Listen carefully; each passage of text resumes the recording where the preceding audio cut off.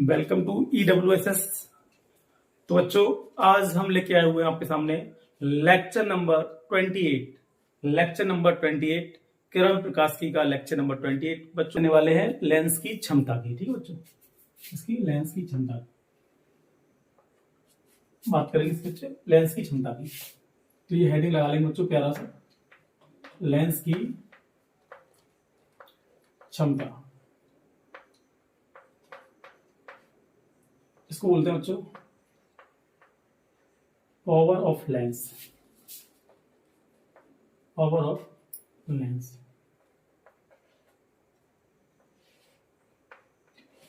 ठीक है बच्चों, क्या पावर ऑफ लेंस। तो बच्चों पावर ऑफ लेंस क्या होता है, यानी पावर ऑफ लेंस बहुत ही सिंपल सा टॉपिक बच्चों। आप कह सकते हैं कि लेंसों का मुख्य कार्य क्या होता है बच्चों, प्रकाश की किरणों को मोड़ना। किसी लेंस की फोकस दूरी जितनी कम होगी उस लेंस की क्षमता उतनी ही अधिक होगी, और किसी लेंस की क्षमता जितनी कम होगी उसकी फोकस दूरी उतनी ही ज्यादा होगी। तो बच्चों आप कह सकते हैं सिंपली कि अर्थात किसी लेंस की फोकस दूरी के व्युत्क्रम को लेंस की क्षमता कहते हैं। यानी इनवर्सली आप कह सकते हैं फोकस दूरी क्या होती है, क्षमता के इनवर्सली होती है। ठीक है बच्चों, कह सकते हैं कि किसी लेंस की फोकस दूरी के व्युत्क्रम को लेंस की क्षमता कहते हैं। तो ये पहले इसके बारे में थोड़ा लिख लेंगे, फिर इसकी डेफिनेशन लिख लेंगे। ठीक है, क्या कह देंगे, लेंसों का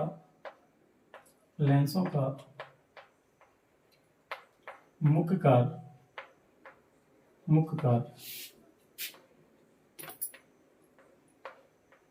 प्रकाश की किरणों को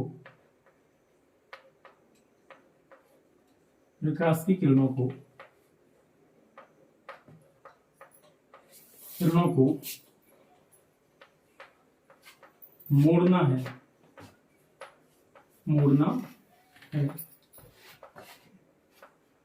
किसी लेंस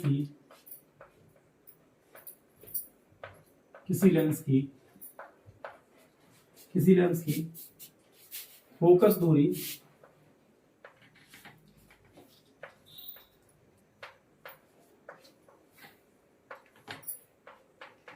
जितनी कम होगी उस लेंस की क्षमता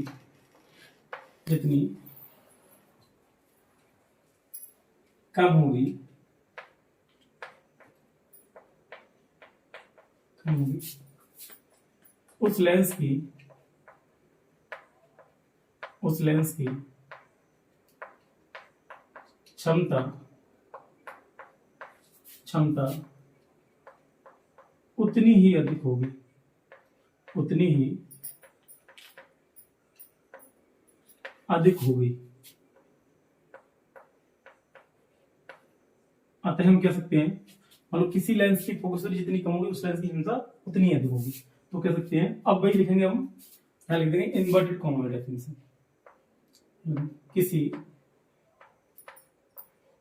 लेंस की फोकस दूरी के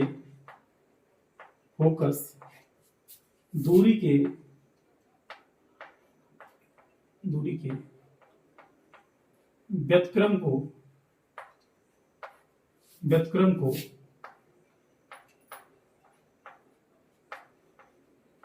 लेंस की क्षमता कहते हैं। लेंस की क्षमता कहते हैं। जो किसी लेंस की फोकस दूरी के व्युत्क्रम को लेंस की क्षमता कहते हैं। इसे P से व्यक्त करते हैं।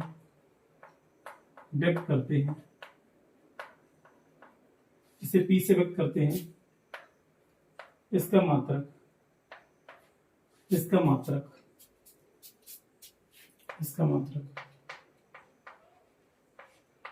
डायोप्टर होता है। इसका मात्रक डायोप्टर होता है। बच्चों यानी इसको हम इन्वर्टेड कॉमा कर देंगे क्लोज। ठीक बच्चों, यानी कह सकते हैं किसी लेंस की फोकस दूरी के व्युत्क्रम को लेंस की क्षमता कहते हैं। इसे P से व्यक्त करते हैं। इसका मात्रक बच्चों क्या होता है, डायोप्टर। बच्चों डेफिनेशन सिर्फ यही है, ये ऊपर वाली की सिर्फ जानकारी है। यानी कि आपको अगर डेफिनेशन आती है तो आपको सिर्फ इतना ही लिखना है, इतनी मैंने इसके बारे में जानकारी दी है। ठीक है बच्चों, अब यानी बात करेंगे इसका फॉर्मूला क्या होता है बच्चों। तो बच्चों इसका फॉर्मूला होता है P बराबर 1/f। अगर बच्चों आपकी फोकस दूरी मीटर में दे रखी है, किसमें, मीटर में, अगर बच्चों आपको फोकस दूरी मीटर में दे रखी है तो हम लेते हैं 1/f। ठीक है बच्चों, तो पीछे में लगा देते हैं मात्रक डायोप्टर। डायोप्टर डायोप्टर बच्चों, डायोप्टर को हम डी से दिखा देंगे, इससे डी से ऐसे करके। ठीक है बच्चों, ये इसको हम डी डी मेंशन कर देते हैं, डी। तो इसलिए यहाँ हम मेंशन नहीं करते, यहाँ हम लिख दिया डायोप्टर में लिख दिया। आप खाली डी से मेंशन कर सकते हो। और बच्चों कहेंगे अगर हमारी फोकस दूरी बच्चों दी है सेंटीमीटर में, सेंटीमीटर में, तो एफ हमारी किसमें दी है, सेंटीमीटर में। तो बच्चों ये हम क्या यहाँ लेते हैं 100, क्या लेते हैं 100। अगर हमारी फोकस दूरी बच्चों सेंटीमीटर में दी है तो हम लेते हैं 100/f, यानी कि क्षमता हमारी आती है 100/f सेंटीमीटर। और ये मात्रक तो बच्चों क्या होगा, मात्रक ये इसका ये होगा डायोप्टर। ठीक है बच्चों, अब बच्चों अब हम जानेंगे एक डायोप्टर की डेफिनेशन। क्या जानेंगे, एक डायोप्टर की डेफिनेशन। बच्चों यही हम करेंगे, एक डायोप्टर किसे कहते हैं, एक डायोप्टर क्षमता की डेफिनेशन जानेंगे। इंग्लिश में कहते हैं वन डायोप्टर। क्या कहते हैं, वन डायोप्टर, वन डायोप्टर। ठीक बच्चों, तो क्या होता है बच्चों वन डायोप्टर। तो बच्चों यहाँ हमारा यहाँ लिख देंगे यदि यदि एफ बराबर 1 मीटर, अगर बच्चों हम एफ बराबर 1 मीटर लगाते हैं तो पी बराबर क्या होता है 1/f।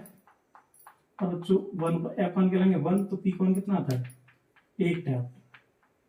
आता नहीं आता बच्चों, आता है ना। तो हम इसको कह सकते हैं सिंपल, हम कह सकते हैं इसको सिंपल क्या लिख देंगे,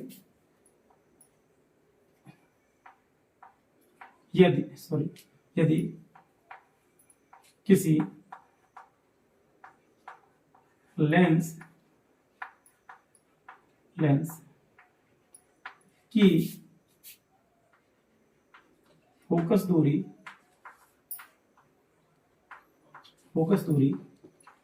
1 मीटर हो, 1 मीटर हो, तो उसकी क्षमता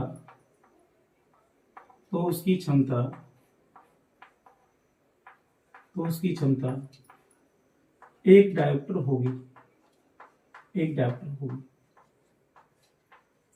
या बच्चों कह सकते हैं, या तो ऐसे कहते हैं, या तो ऐसे कहते हैं कि यदि किसी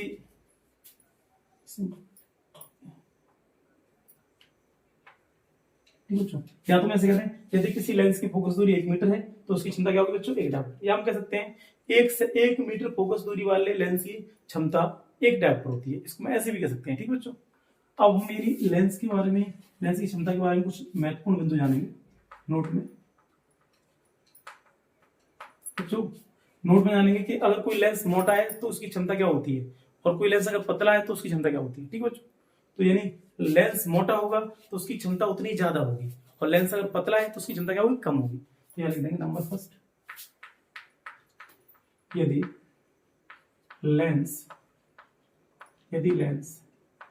मोटा है तो उसकी क्षमता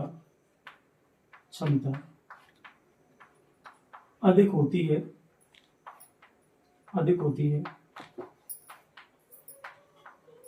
और बच्चों नंबर 2, यदि लेंस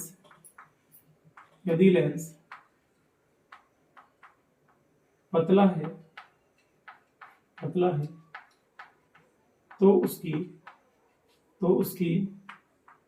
तो उसकी क्षमता कम होती है। क्या होती है बच्चों, कम होती है।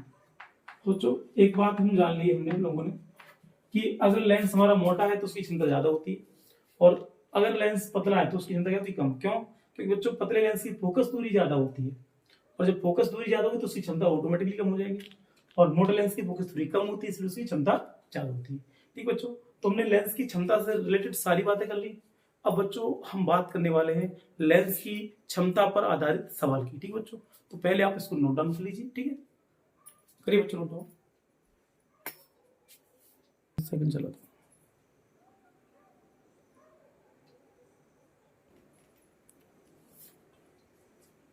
ठीक बच्चों, अब जानेंगे बच्चों एक बात और जान लेते हैं लेंस की क्षमता से रिलेटेड। अगर दो लेंस परस्पर संपर्क में रखे गए हैं तो उनकी क्षमता क्या होगी बच्चों, ये बात भी हम जान लेते हैं। ठीक है ना, यहाँ लिखेंगे, नोट में लिखेंगे बच्चों, नोट में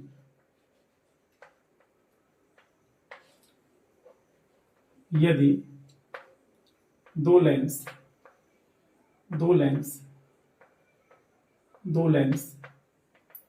जिनकी क्षमता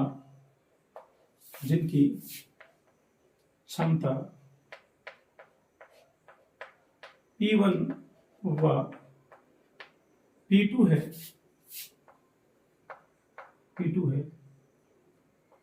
परस्पर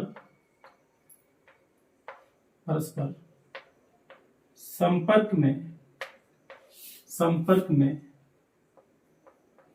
सटाकर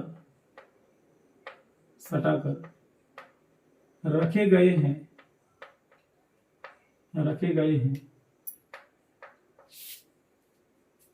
तब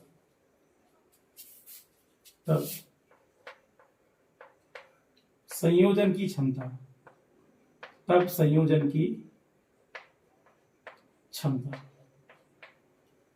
यानी कि बच्चों हम दो लेंसों के संयोजन की क्षमता क्या होती है इसके बारे में जान लेते हैं। ठीक है बच्चों, भाई क्या होती है, ये होती है बच्चों P बराबर P1 प्लस P2। क्या होती है, P बराबर P1 plus P2 dioptre.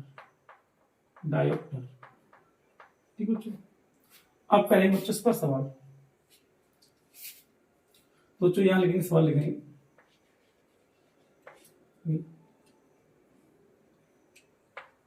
+5 dioptre तथा माइनस का 3 डायोप्टर क्षमता वाले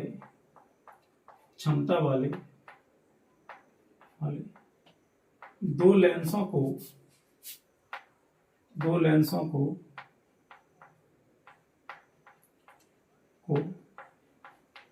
परस्पर संपर्क में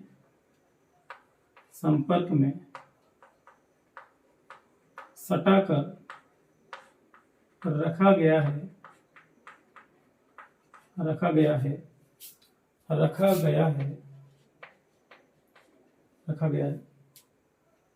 तो संयोजन की क्षमता तथा दोनों लेंसों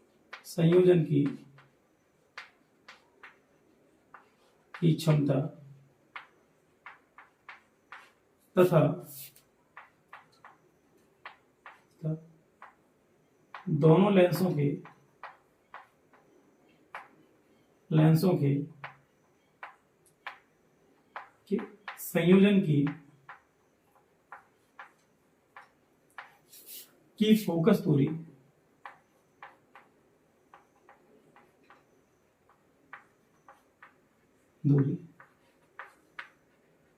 ज्ञात कीजिए। देखिए बच्चों बहुत ही अच्छा क्वेश्चन है कि +5 डायोप्टर और -3 डायोप्टर क्षमता वाले दो लेंसों को परस्पर संपर्क में सटाकर रखा गया है तो संयोजन की क्षमता तथा दोनों लेंसों के संयोजन की फोकस दूरी ज्ञात कीजिए। ठीक है बच्चों, तो पहले बच्चों हम क्या करेंगे, इसके मान छाट लेंगे। P1 आपका दे रखा है बच्चों +5 डायोप्टर, बच्चों P2 दिया हुआ बच्चों -3 डायोप्टर, -3 डायोप्टर। ठीक बच्चों, अब लिखेंगे लेंसों के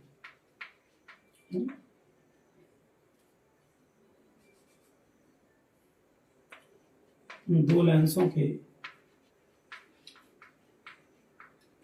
संयोजन की क्षमता।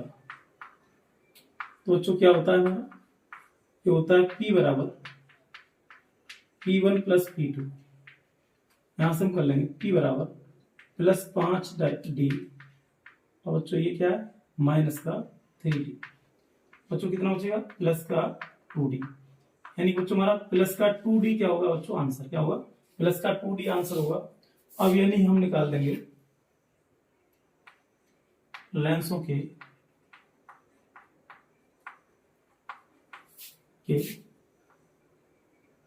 संयोजन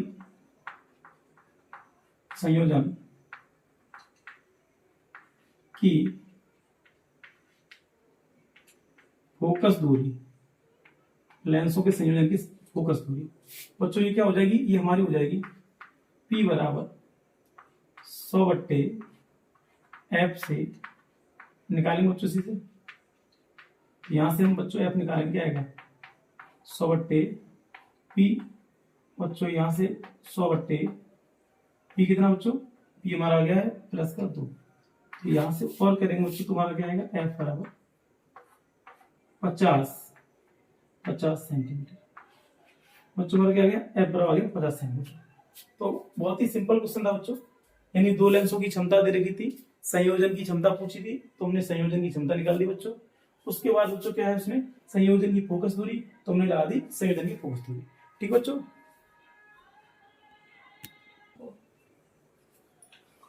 तो बच्चों यानी कि बहुत ही आसान सा क्वेश्चन था और आपके समझ में भी आ गया होगा बच्चों। तो बच्चों आज का लेक्चर यानी हम यहीं तक रखेंगे, और बच्चों उम्मीद है कि ये लेक्चर आपको बहुत ही अच्छे से समझ में आ गया होगा। बच्चों ऐसे ही प्यारे प्यारे लेक्चर्स लेके आते रहेंगे, और आपका सिलेबस भी हम टाइम टू टाइम कराते रहेंगे। ठीक है बच्चों, तो आज के लिए इतना ही। और यदि बच्चों आपको हमारा वीडियो लेक्चर पसंद आ रहा है तो आप हमारे वीडियो लेक्चर को लाइक करें, कमेंट करें, शेयर करें, और बच्चों आप हमारे यूट्यूब चैनल EWSS को सब्सक्राइब करना ना भूलें। ठीक बच्चों, okay, thank you for watching.